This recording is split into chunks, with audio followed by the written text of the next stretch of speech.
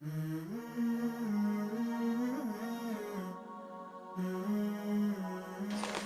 for humbling me by waiting so long. I'm not sure what it is that you're expecting from this topic. When sort of the topic was first discussed between myself and Brother Moeen, it was quite some time ago.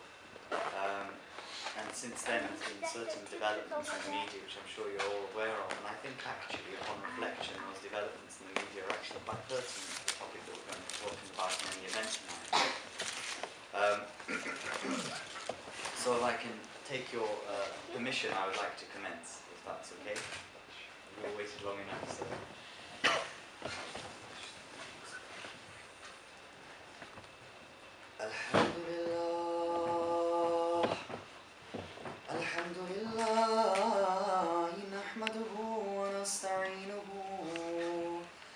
ونستغفره ونؤمن به ونتوكل عليه ونعوذ بالله من شرور أنفسنا ومن سيئات أعمالنا من يهده الله فلا مضل له ومن يضلله فلا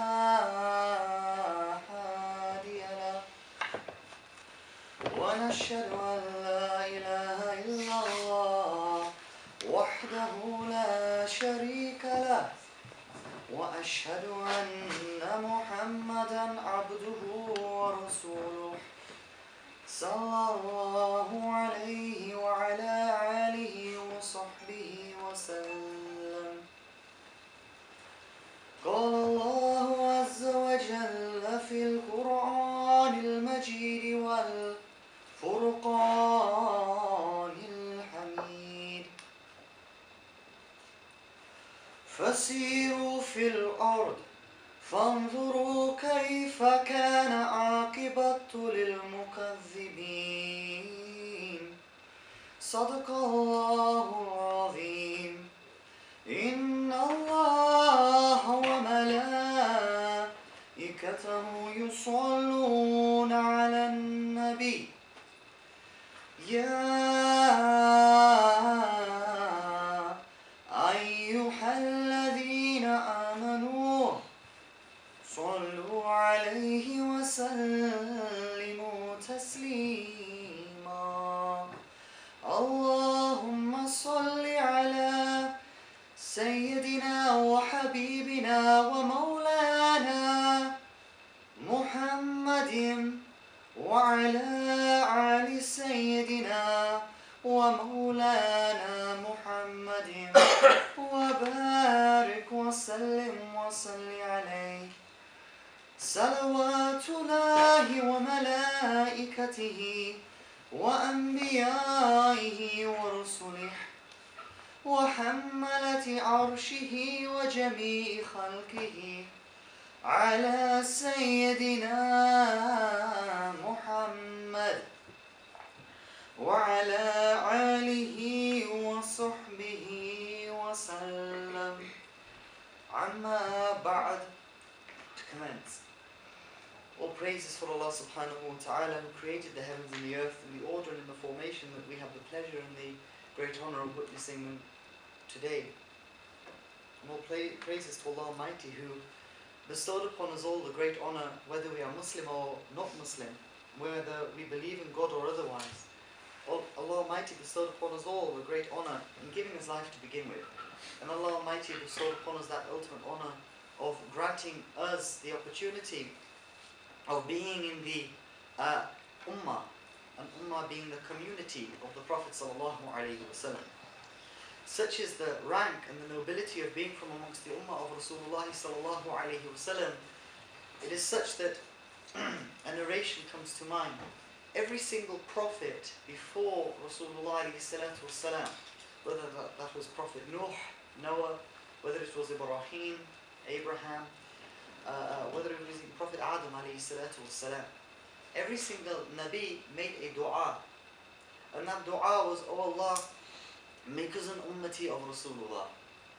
Oh Allah, you've made us prophets, but And subhanAllah, the hadith is wonderful. It continues to say that we would relinquish our nubuwwat if it meant that we could be from the community of the Prophet sallallahu alaihi wasallam. And of course, the dua of a Nabi is never rejected. And so Allah Almighty bestowed upon His prophets that honor. And there is a verse of the Quran which pertains to this certain event in history where Allah Almighty narrates to us, سبحان الذي يسرى بعبده ليلا من المسجد الحرام إلى المسجد الأقصى الذي باركنا حوله لنريه من آياتنا إنه هو السميع البصير. That all praises to me that I took my bondsman, I took my beloved, my abd, my servant. And this verse of course is referring to the Prophet ﷺ, that Allah is talking about a significant event in history when He took the Prophet ﷺ from Masjid al-Haram or Makkah to Mukarramah to Masjid al-Aqsa and to Jerusalem, and He bestowed great blessings upon the Prophet ﷺ. And this was a very noble night for the Muslims, the night of Mi'raj. But what was the event that was so significant at Masjid al-Aqsa? You see, this is where we realize the dua of the Anbiya was accepted.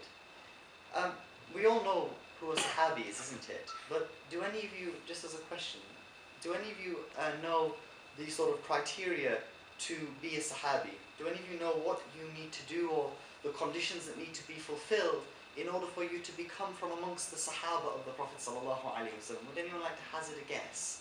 They don't know. Yes? Sisters can answer, by the way. I won't take my shoes off and throw them. That's all the males. Muslims don't really do that. Or at least I hope they don't. Would anyone like to hazard a guess? I could hear a sort of little mumble coming from the corner, sort of testing the waters for them. I could answer it. Please go ahead. No? And it's gone. See the Prophet sallallahu alaihi wasallam with Iman. Yes. That individual then died with Iman as well. Yes. So there's some of the criteria that you see the Prophet sallallahu alaihi wasallam with Iman, and that you die therefore in the state of Iman, Iman being belief. But there's more criteria to that. For example, if I see the Prophet sallallahu alaihi wasallam in a dream, am I a Sahaba? No. So another criteria that the ulama have established is that you have to see the Prophet sallallahu alaihi wasallam with your wakeful eye. But then there's a hadith from the Sahih of Imam Bukhari. The Prophet sallallahu alaihi wasallam said, if you see me in a dream, you will see me in reality with your wakeful eye. And if you're seeing Rasulullah in a dream, you will see him physically before you pass away. And this is why the likes of, for example, Al-Hujjatul Islam, Imam Al-Ghazali, and also Imam Al-Suyuti. Imam Al-Suyuti very beautifully narrates, rahimahumullah, that I saw the Prophet sallallahu alaihi wasallam 72 times with my naked eye before I passed away. So, if you see the Prophet sallallahu alaihi wasallam in a dream, you're not a Sahabi. But what then if you have the honor of seeing him with your wakeful eye? Are you from amongst the Sahaba? No. No. Which we then come to learn of the next condition. It is that you see the Prophet sallallahu alaihi wasallam whilst he is alive. I mean, in his, whilst there is a school of belief which holds that the Prophet ﷺ is persistently alive, which is fine. In any case, every Muslim accepts that the Prophet ﷺ did at one point pass away. But the passing away was a mere moment. So that's pretty much the capacity to be a Sahaba. So on Isra wal Mi'raj, all of the Anbiya from the previous Ummah, do you know what happened? They all were present behind the Prophet ﷺ, and they all read Salah behind him. So it was in this single moment in history where the dua of all of the Anbiya was accepted. Because the moment they looked upon Rasulullah, they became from his Ummah. They became a Sahabi. So, such is the rank of the Prophet ﷺ, that even other Anbiya are his companions, are his ashab. So, this is the thing. We're sort of living in a time now where, well, how do I put it? It's quite sad. In fact, it's very sad. The reason I don't really do public lectures anymore is because there's this sort of celebrity culture that has developed around ulama, and it's quite sickening. It's quite unsettling. And the ulama, when they get out of cars, they expect people to open the door for them, and, they expect people to stand for them, and they expect people to kiss their hands, and all this nonsense. But actually, the ulama are there to serve. I had a wonderful chat with him. Do you know what he informed me? he's not Muslim, and he said that, because we were just discussing sort of the development of politics in his region of the world. And, you know, he told us something very interesting. He said the UN will not give us a certain fiscal input, money, because I will not legalize homosexuality. Now all you people who are watching the arrivals on YouTube are like, oh, it's a conspiracy theories. Well, yeah, that's it. Why? Because external stimuli dictate what we think and what we feel. Whilst it's okay for people to sort of stare at me and to look at me and to say object to what I'm wearing now, if I was to see a man holding the hand of another man in the street because they were together and I was to object, I would be known as homophobic. Yet the person who would object to me would not be known as Islamophobic or racist. He would be just simply expressing his thoughts as freedom of speech. Do you see? Because the aql is the chameleon. Whereas our wisdom as Muslims comes from God. And God's wisdom and ilm is abadi and azali. It is without beginning and it is without end. And as is his power. So that's where we take our ultimate wisdom from. And we say, you know what, our intellect is weak. Sometimes we make mistakes. I mean, how many of you made a mistake? Yes? MashaAllah. You made mistakes. I went to the wrong uni, I need to come be mates for you guys. We all make mistakes, isn't it? Why? Because our intellect is weak and our intellect is dominated by our nafs. Our intellect is dominated by our nafs. So, we make mistakes. We do stupid things. Damn, I've made so many mistakes in my time.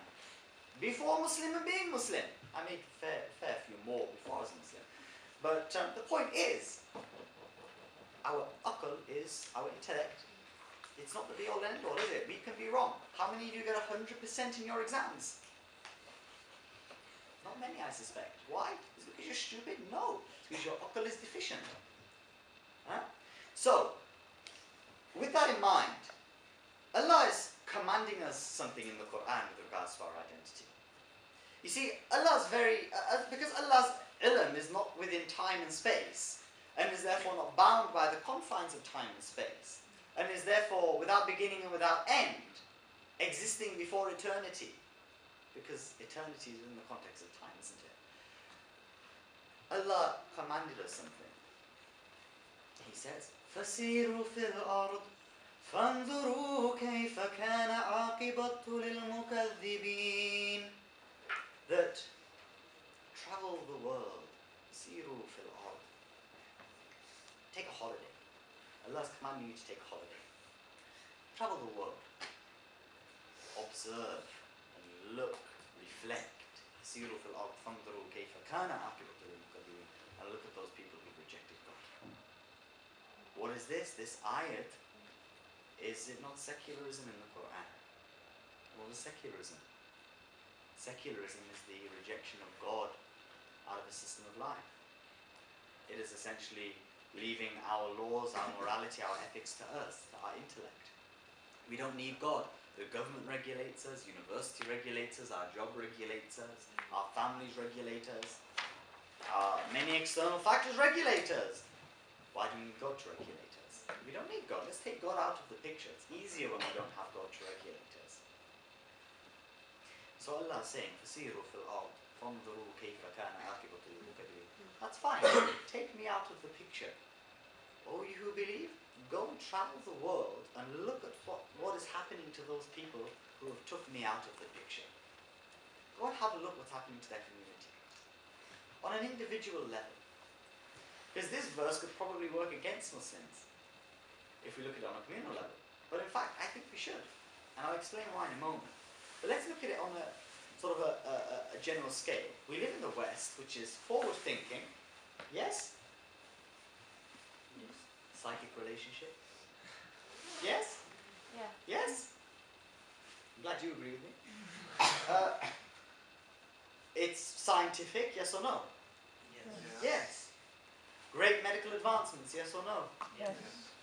Great advancements in physics and in mathematics, yes or no? Yes. Leading educational institutes of the world, yes or no? Yes.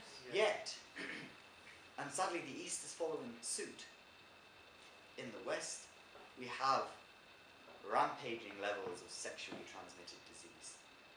We have social breakdown on a level that you cannot imagine. And if you want an indication of that, you just have to watch Jeremy Kyle. And whilst it's funny, and I do watch it, unfortunately, it's actually very sad. Because what does Jeremy Kyle represent? It represents what happens when the familial structure breaks down. You see, the family structure is the basis of society. When the family structure throughout society breaks down, as a result of divorce, as a result of children who are born because some geezer got drunk in a nightclub, and I'm trying to think of the most appropriate words to use, but you can imagine what I'm saying. He got drunk, she got drunk, things go wrong when you party naked. And then they had a child. He doesn't want any part of that child. Perhaps she doesn't want any part of that child, so they either adopt the child or the relationship breaks apart. Yeah, some people stay together. But let's face it, marriage is now outcasted. Marriage, in fact, just being together without any sort of service, without any joining, that's the new norm. Marriage is, God, why spend 10 grand on marriage? Why spend 20,000? I mean, yeah, people do spend a lot of money on marriage. The point is, why? Why even get married? Why? What's the point? I mean, I used to practice family law.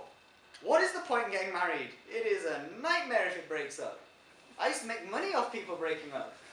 It was brilliant for me. The way this society is going was brilliant for me as a family, practicing family law.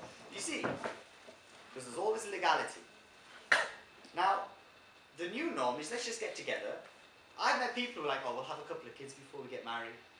I'm like, yeah, because, you know, marriage is quite serious. You've got to have some kids before you get married. You don't want to lock each other in when you're having kids, do you? I mean, you know, wait till you've had the kids before you decide, yeah, maybe we should make this long lasting.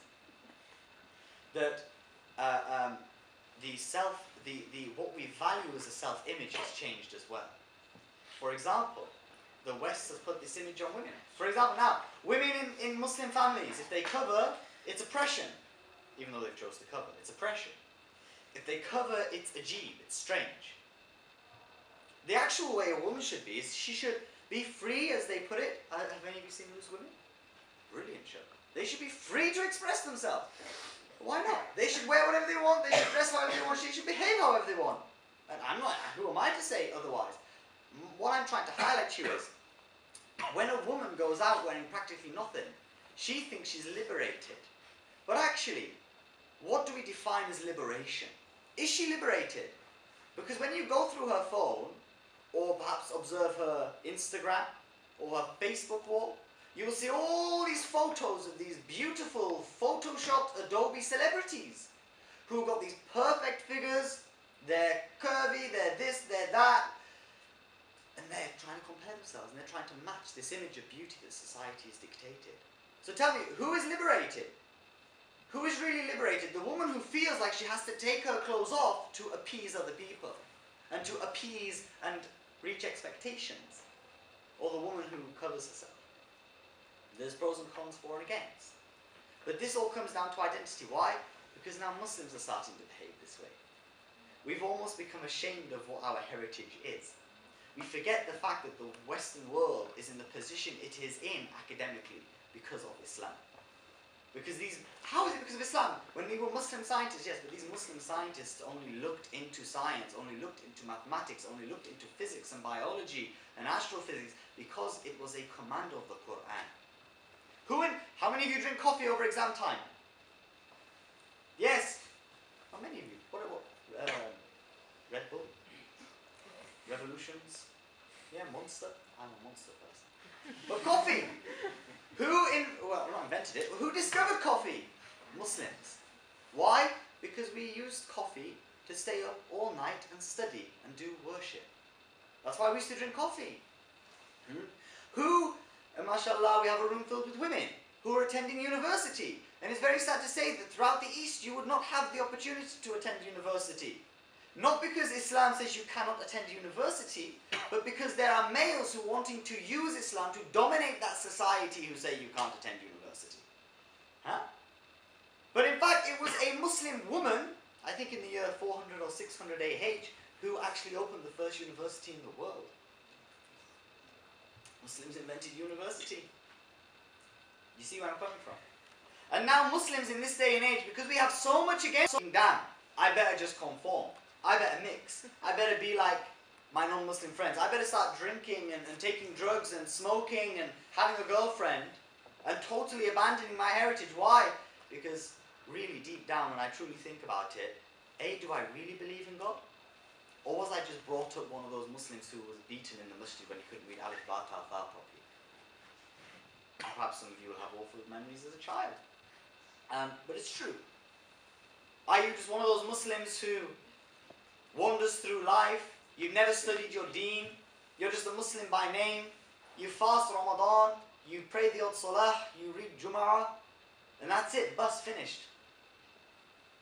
But you see, Islam commands you to study.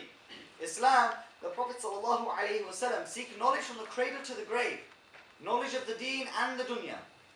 Seek it, learn it, and don't stop studying. From the cradle to the grave, you never stop studying. So don't stop studying. But if I was to ask some of you basic principles on, say, Usul al-Hadith, how much would you know? Because you never studied. Why? Because we're now programmed. What is our daily routine? We have to get up, shower, brush our teeth, go to work, school, college, uni, come home, eat, watch EastEnders, watch the soaps, enjoy the drama, or Star Plus, enjoy the drama in other people's lives, and go to bed. And what will you do the next day? You will get up, have a shower, go to school, college, university, or work, come home, eat your tea, watch the dramas, go to bed. You'll get up, you see where I'm going. And it's a recurrence. And then what's going to happen? You're going to look in the mirror at 45 and realize you've got a few grays. Get a bit worried. Then 20 years later, you're going to have your feet in the grave. And that's when you're going to realize that you've wasted your whole life. I'm not saying don't follow this routine. I mean, you probably struggle in Western society not to. You can't just run into like the hills somewhere and live like a hermit. What I am saying is though, in all of this life, in all of this routine, where are you given time to think and reflect? Is it so shocking that people are atheists? Is it so shocking that people are walking away from religion as an institution? Forget Islam. Religion as an institution. Is it so shocking to believe that people are walking away from it when all they're programmed to do every day of their life is to study, to earn money, to pay the bills, to die? That's all your life will be. Like, it's really gruesome, isn't it, when you really think about it? You're all here at uni, aren't you? Yes? I mean, have we got anyone from outside the uni? We're all uni students. Right. Like me, you're doing your degree, I'm assuming, to get a good start in life. Am I correct? Yes? Oh, we're all going to be really silent again. Yes? Yes. It's alright, you can be honest. I did the same. Yes? Yes, yes, yes. And guess what? When you got that nice £25,000 a year job which you've just started on, what are you going to do? What are you going to buy? What's the first thing you're going to buy? I mean, after you've gotten married, I'm assuming. You're going to buy a? Car. Priorities. House. You're going to buy a house. Now, put your hands up if you've got 150 to 200,000 pounds spare in the bank. Right. So what are you going to need to buy a house? Mortgage. How long is that mortgage going to be? 40 years, 50 years. Not 50. I mean, if you go with Santander, you might be looking to get 35. 35 years. Interest, fixed rate, 3%. 35 years. So you've left uni at 21, you've got married at 24, you've just bought a house on a mortgage. 35 years, how old will you be before you pay that mortgage off? Sorry, who said 76 then? Yeah? The basic maths, come on, only students, that's right. So you're going to be in your 70s. How long are you going to have left of your life to actually enjoy the house that you spent your entire life living to pay off? If you quit your job, what's going to happen to your house? You're going to lose it, innit? That's gutting. 20 years into a mortgage, you default on a few payments and you got the big heads coming around your house taking everything off you and selling. Life wasted. You're going to buy a car. What car do you want? Oh, you're on the spot now. The best one would Don't be embarrass yourself. Mazda RX. I'm a that sort of guy. So, you get a Mazda RX-8. Yeah. You'll probably spend more buying new oil for it, but I'll get another car. You'll all get a car as your next big investment. Guess what? You'll buy a loan for that, won't you? You'll pay off the loan after 2 or 3 years. You'll spend the next 4 years paying interest. Do you see the point I'm trying to make here? Unless you're really money savvy. You're living to work, and you're working to live. And the moment you're in that rut, you're stuck there. And if all your thought is on how can I pay the bills, how can I feed the kids, how can I maintain the house, how can I pay for the car, where are you ever going to sit down and think, who am I? How many of you have actually sat, right, put your hands up if you're between 18 and 20. Okay. Put your hands up if you've been 20 and 25. Okay. 25 and 30. Getting older. 30 plus. You're halfway to getting a free bus pass. So, I totally forgot what I was going to say. Yes, so you're all sat here before me. I went blank there. You'll have to forgive me. What was I saying beforehand?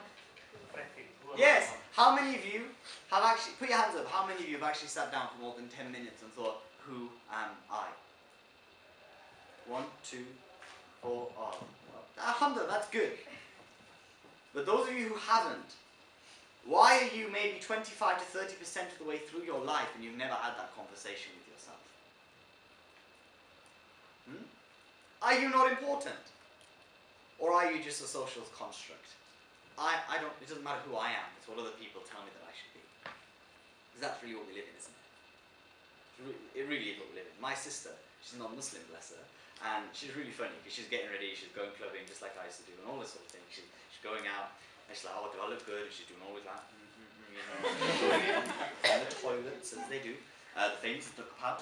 She's doing all of this, and I just have to be so philosophical. I have to drop it in like, does that make you happy? Do you feel happy with yourself right now? Yeah? What are you doing that for? So that people can praise you. And then that's when the silence drops in. Right? If you're so happy with yourself, why do you need other people's praise? And that's it, kick off. But why? Because we just can't tolerate it. And that's the thing. We're all a construct of society. You're told how to behave, how to think, how to feel, what to do, how to walk, how to talk. Fashion trends. If you're in fashion, fashionista. If you're out of fashion, get yourself a mister. All of these sort of things. Do you understand? But what is our objective? Allah tells us our objective. And when we just look at the superficial meaning of this verse of the Quran, which I suspect many of you will have heard many, many times before, it doesn't really give life much to live for. But let me tell you the verse now, I'll explain it. وَمَا خَلَقْتُ الْجِنَّ وَالْإِنسَ إِلَّا لِيَعْبُدُونَ. That I've created jinn and men to worship me. So now, anyone who's not Muslim is going to come along and say, so you're telling me the only reason you're here is to worship God. But actually, when you really think about it, let's just think about these verses. Because again, Allah, yatafakkarun, do fiqh, think. Let's think about this verse. Does Allah need our worship? No. So why is it institutionalized as our basis of existence if Allah doesn't need it? Who would be the answer? Anyone? Yeah? For me, Sorry? for myself. Yeah, but do you know that your worship is accepted? What if I came along and I was some sort of person that God had sent and I said to you, sorry mate, just got a message from upstairs. You're 90, you're about to die, just to let you know, all your worship is null and void. I mean, you'd probably die of a heart attack right there and then. His worship is done, finished. You wasted your life. So for you, yeah, okay. But what if it's not accepted? Someone tell me the purpose of your worship. It helps you answer the question, who am I? Good. That's all along the right lines. But you see, mashallah, we have a room filled with Muslims. You've all been alive for maybe 20 years or more, and not one of you can tell me why you're existing. Do you see the problem? Hazrat Ibn Abbas, radiallahu anhu, was a Sahaba of the Prophet sallallahu alaihi wasallam, and the Prophet sallallahu alaihi wasallam embraced Ibn Abbas. He said, "Oh Allah, grant him the knowledge of the Quran. Grant him the knowledge, the ilm, or the actual term used in the hadith is grant him the tafsir of the Quran, or weird interpretation of the Quran. Let him know what it means." And Allah accepted that dua. And Ibn Abbas radiallahu anhu said, "There was not a single verse of this book that I did not know its meaning." And he comments on this verse, وَمَا خَلَقْتُ الْجِنَّ وَالْإِنسَ إِلَّا لِيَعْبُدُونَ. And he narrates a hadith from none other than Hazrat Ali, the cousin of the Prophet sallallahu alaihi wasallam. And Hazrat Ali comments on this verse when